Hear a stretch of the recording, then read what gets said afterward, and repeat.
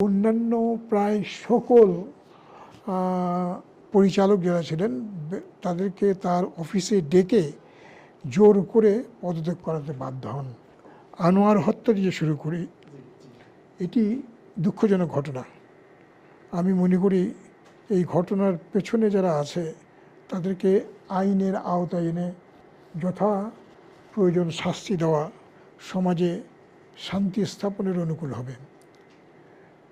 2, আজিজ আহমেদ, যিনি এককালে সেনাপ্রধান ছিলেন, তিনি আমার অধীনে আমি যখন স্বরাষ্ট্রমন্ত্রী ছিলাম তখন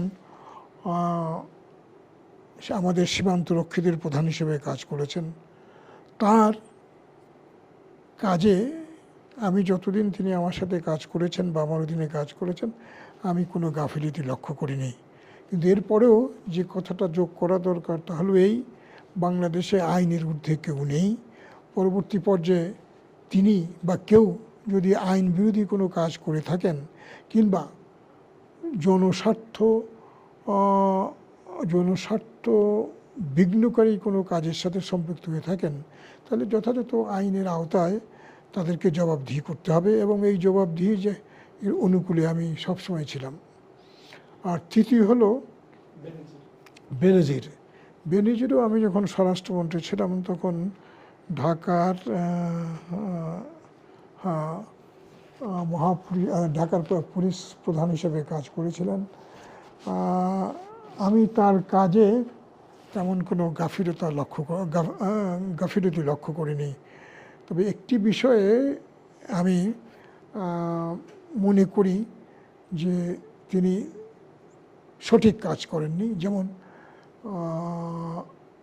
এককালের ফার্মার্স ব্যাংক থেকে আমি যখন পদত্যাগ করি চেয়ারম্যান হিসাবে তখন বা তারপরেই বেনজির, তিনি যখন ওই র্যাব এর প্রধান ছিলেন, তিনি অন্যান্য প্রায় সকল পরিচালক যারা ছিলেন তাদেরকে তার অফিসে ডেকে জোর করে পদত্যাগ করাতে বাধ্য হন। এই কাজটি আমি মনে করি এটা গর্হিত কাজ, আইন অনুমোদিত কাজ নয়। পদত্যাগ করে বাধ্য করে তার পরিচিত কিংবা তার বন্ধু হিসাবে বিবেচিত এক ব্যক্তিকে আপনার চেয়ারম্যান হিসাবে অধিষ্ঠিত করার জন্যে সহায়তা করেন, এটা গর্হিত কাজ।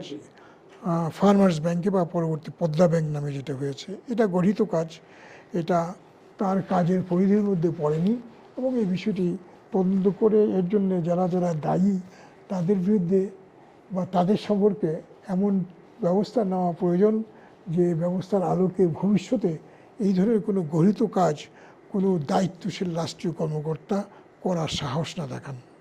আচ্ছা, এই বিষয়ে তার সাথে আপনার মুখোমুখি কোনো আলাপ হয়েছিল কিনা, যে ফারস ব্যাংকে যা হয়েছিল? আমার সাথে কোনো আলাপ হয়নি। আচ্ছা, আপনি কিভাবে জেনেছিলেন?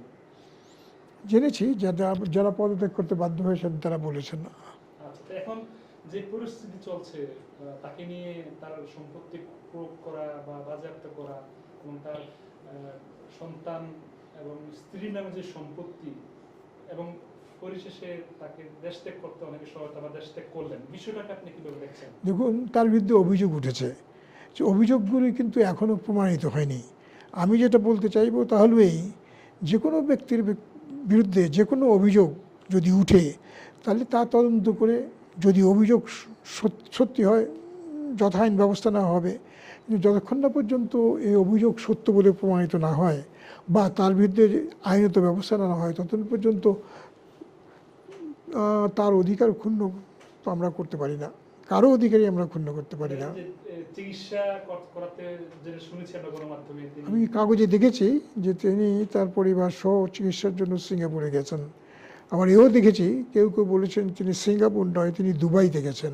আবার আরেক পক্ষ বলেছেন যে তিনি সিঙ্গাপুর গিয়েছিলেন, সিঙ্গাপুর থেকে দুবাই যেয়ে এখানে অবস্থান করছেন। তো এগুলো তো তদন্ত সাপেক্ষ, তো যথাযথভাবে তদন্ত হোক। প্রশ্ন যখন উঠেছে তখন প্রশ্নের উত্তর দেশবাসীর পাওয়া প্রয়োজন। ফারস ব্যাংকে যা হয়েছে তারই যোগ করতেছে তার সাথে যে আপনি হয়তো সম্প্রতি দেখেছেন একটা নিউজ বেরিয়েছে যে ডক্টর শফিকুর রহমান ফরিদগঞ্জের এমপি ছিলেন, তার সিটিজেন যে টেলিভিশন এই নিয়ে একটা খবর বেরিয়েছে। একটা প্রতিবেদন আমরা দেখেছি, সে প্রতিবেদনে বলা হয়েছে যে তিনি জোর করে এবং তার এক সহযোগী জোর করে শফিকুর রহমান থেকে আপনার সিটিজেন টিভির শেয়ারের বেশ কিছু অংশ নিয়ে নিয়েছেন। তো অভিযোগ জন্য উঠেছে, এটা তদন্ত হওয়া উচিত। এটা তো গঠিত কাজ, যে কোনো ব্যক্তির জন্য গঠিত কাজ, এটা হওয়া উচিত না।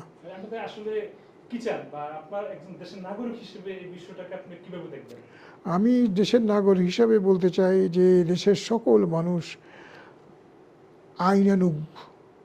আইনানুগভাবে জীবনযাপন করুক, আইনত নিজেদের মর্যাদা অর্জন করুক, উপভোগ করুক, এবং আইন অনুযায়ী নিজেদের যে অধিকার সে অধিকার রক্ষা করুক। ঠিক তেমনি এই আইন অনুযায়ী অধিকার রক্ষাকরণের প্রক্রিয়ায় যদি দেখা যায় কেউ আইন লঙ্ঘন করেছেন, তাহলে তার শাস্তি হোক, কিন্তু সে শাস্তি হতে হবে যথাযথ বিচারের প্রক্রিয়া অনুসরণ করে, কেবলমাত্র মুখের কথায় কিংবা অভিযোগের ভিত্তিতে নয়। অভিযোগ যখন উত্থাপিত হয়েছে, অভিযোগের যথাযথ কর্তৃপক্ষ তদন্ত করবে, এবং তদন্ত করে যদি আইনত কোনো পদক্ষেপ নিতে হয় তাহলে যথাযথ বিচারের প্রক্রিয়া অনুসরণ করতে হবে।